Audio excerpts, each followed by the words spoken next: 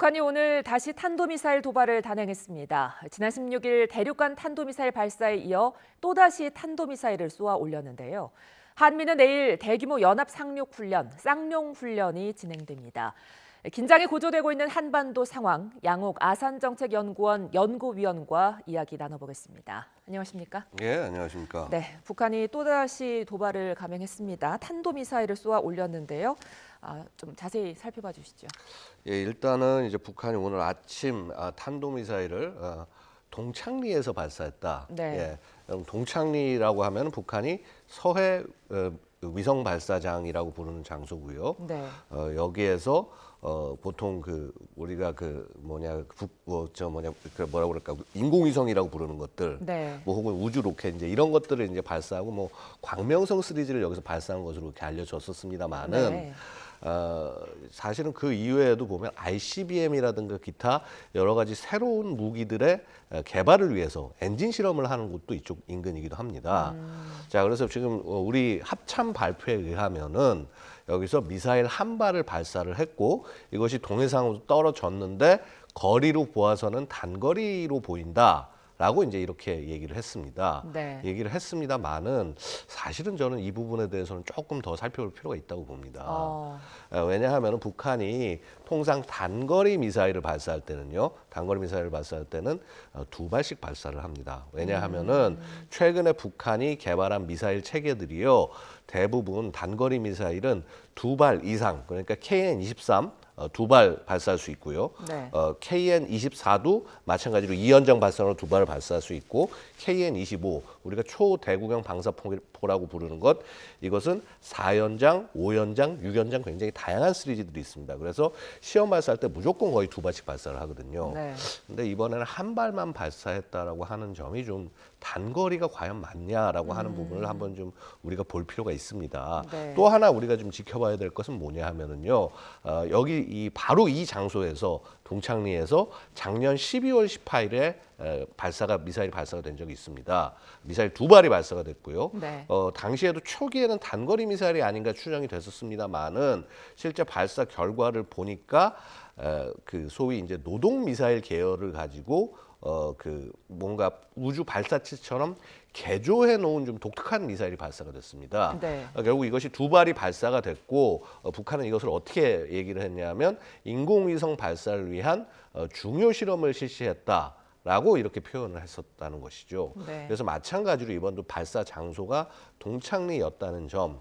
그다음에 또 미사일이 두 발이 아니라 한 발이었다고 하는 점. 사실은 12월 18일은 두 발 발사를 했었는데 네. 또 이번에 한 발이거든요. 그래서 이런 여러 가지 점들을 감안을 해서 반드시 단거리 미사일에 이렇게 단정 지을 것이 아니라 네. 혹 다른 종류의 시험이 있었는지 이런 부분들을 우리가 조금 조심스럽게 살펴볼 필요가 있다고 말씀을 드리겠습니다. 단거리일 경우에 왜 두 발씩 발사하는 겁니까?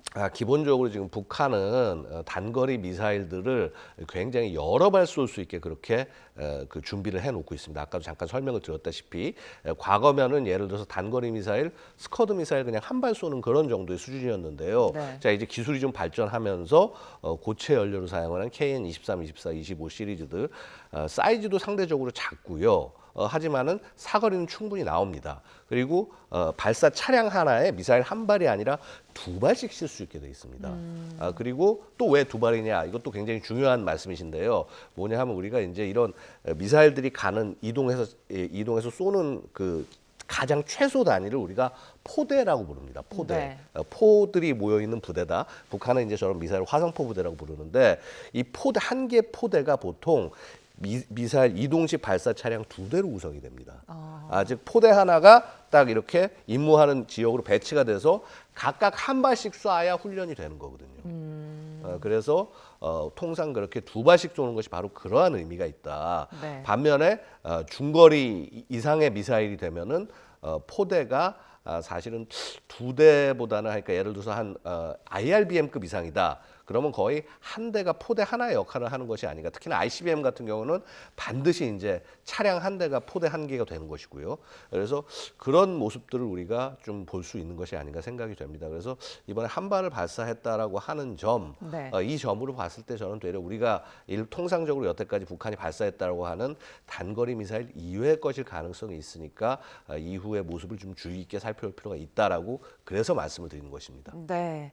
지금 이달 들어서요. 3월 9일 그리고 14일, 16일, 19일 뭐 이런 식으로 북한이 계속해서 2, 3일에 한 번씩 뭐 발사를 한다고 봐도 될 것 같습니다. 굉장히 잦은 도발인데 왜 이렇게 잦은 도발이 있는 겁니까? 이게 지금 북한이 그동안의 도발 패턴이 좀 바뀌었다라고 제가 정확히 말씀드리는 것이 정확한 표현일 것입니다. 네. 자, 여태까지 한미 연합 훈련이 실시가 되면 북한은 어땠냐면요. 훈련이 시작되기 직전에 미사일을 쏘거나 훈련을 하거나 그다음에 훈련이 종료되고 난 직후 그래서 미군의 병력이 어느 정도 빠지고 난 다음에 그다음에 또 미사일을 쏘고 네. 이런 식의 모습을 보였어요. 즉 훈련 기간 동안 정면으로 부딪히는 것을 어찌 보면 두려워한다라고 이렇게까지 이제 뭐 조금 과한 평가일지 모르겠지만 사실상 실제 북한이 그런 정면 충돌을 굉장히 부담스러워하는 그런 모습들을 볼 수가 있었거든요. 네. 그래서 물론 이렇게 한미 연합 훈련이 실시되는 내내 북한이 도발을 아예 안 했다라는 건 아니지만 상대적으로 그러한 도발 같은 것들을 웬만하면은 이 시기와 한미 연합 훈련 시기가 빗나가서 해왔다는 거죠. 네. 자, 그런데 이게 결정적 변화가 생긴 게 작년부터입니다. 네. 자, 무슨 말인고 하니 2021년 이후로 전술핵 무기 개발을 굉장히 중시하겠다라고 이제 김정은이 8차 당대에서 얘기한 이후에 드디어 이제 작년에 북한은 자신들이 전술핵 능력을 갖췄다라고 선언을 하기 시작했고요. 네. 특히 작년 9월에 핵무력 정책법이라는 것들을 통해서 매우 공격적인 핵 교리, 그러니까 우리가 이런 전시나 평시에 핵을 어떻게 운용하겠다라고 하는 지침을 법제화해서 발표를 했어요. 그 내용이 보고 있으면 뭐냐면은 한마디로 그 핵 사용 조건을 보면은 인류의 핵 역사상 말도 안 되는 조건을 북한이 다 써놓고 있습니다. 즉 네. 우리 마음에 안 들면 그냥 우리는 핵 쏠 수 있다라고 하는 정말 거의 경악스러운 그런 문구를 넣어놨거든요. 그러고 난 다음에 그 이후에 어떻게 했냐? 9월 이제 9일에 그 법규를 발표를 했습니다.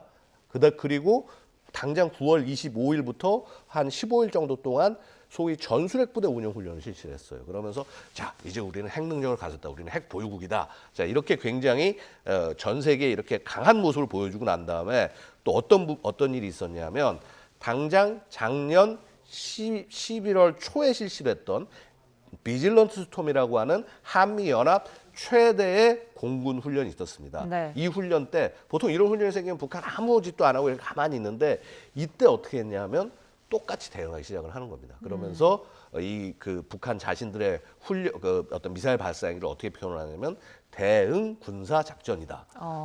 대한민국에서는 그냥 훈련하고 방어 훈련을 하는데 자기는 그것을 이제 대응하는 군사 작전을 하겠다라고 얘기를 하면서 미사일들을 뭐 그 지대지 미사일뿐만 아니라 뭐 지대공 미사일들 엄청나게 쌓아 올리고요.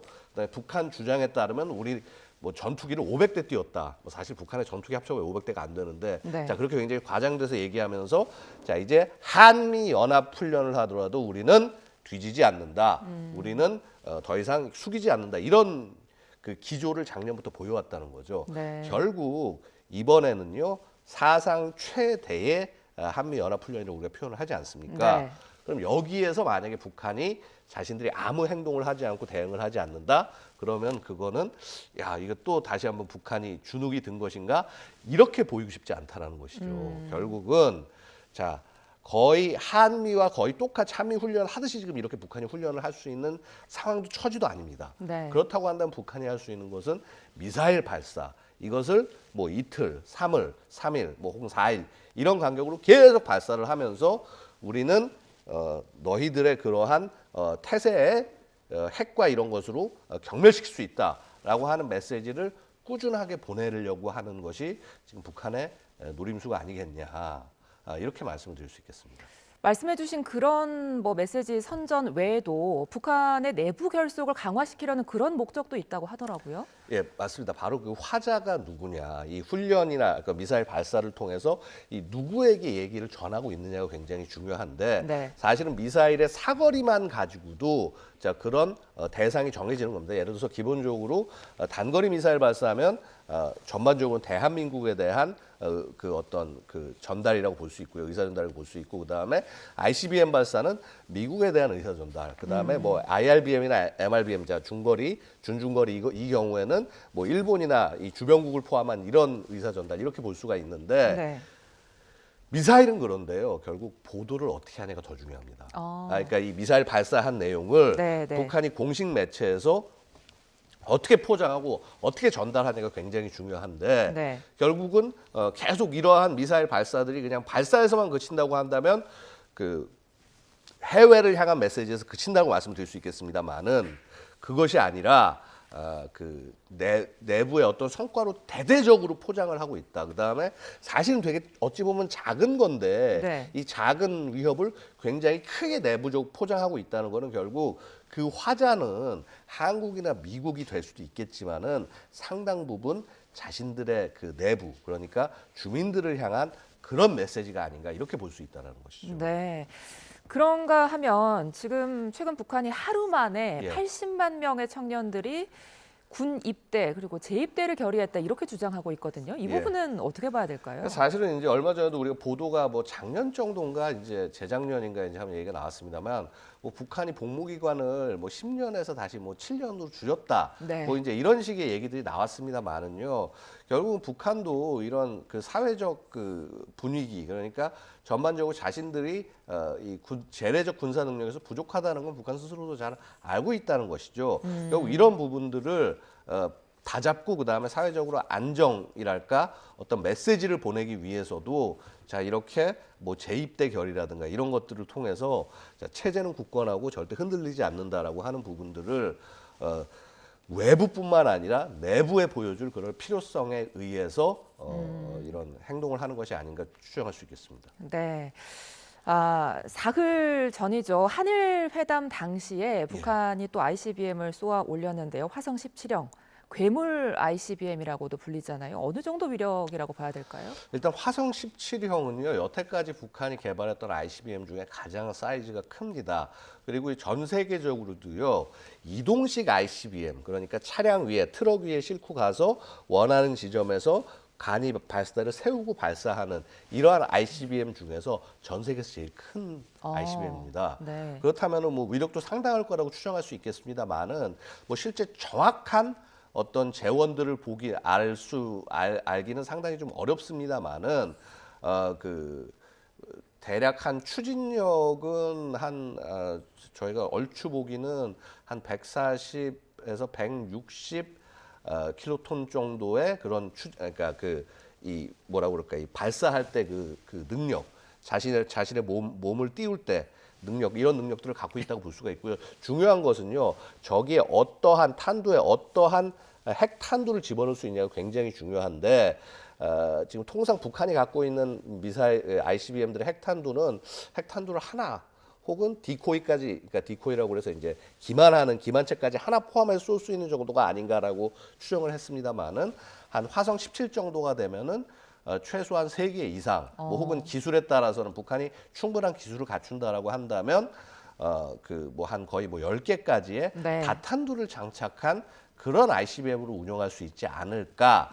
자, 이런 그 추정들을 통상 하고 있습니다. 네. 그런데 우리가 여기서 한 가지 주의해야 할 것은요. 지금 북한이 보여준 것은 계속 지금 고각 발사만 해서 이 미사일이 실제 발사가 가능하고 그 대기권을 넘어서 날아갈 수 있다는 것까지만 지금 보여준 것이고요. 네. 실제 이 ICBM이 대기권을 돌파해서 이렇게 재진입할 때 충분하게 안정적으로 재진입할 수 있는지, 그다음에 재진입하면서 분리해서 다탄두를 이렇게 쏴서 목표 지점을 날릴 수 있는지 이런 것은 전혀 아직 검증하지 못했다는 것이죠.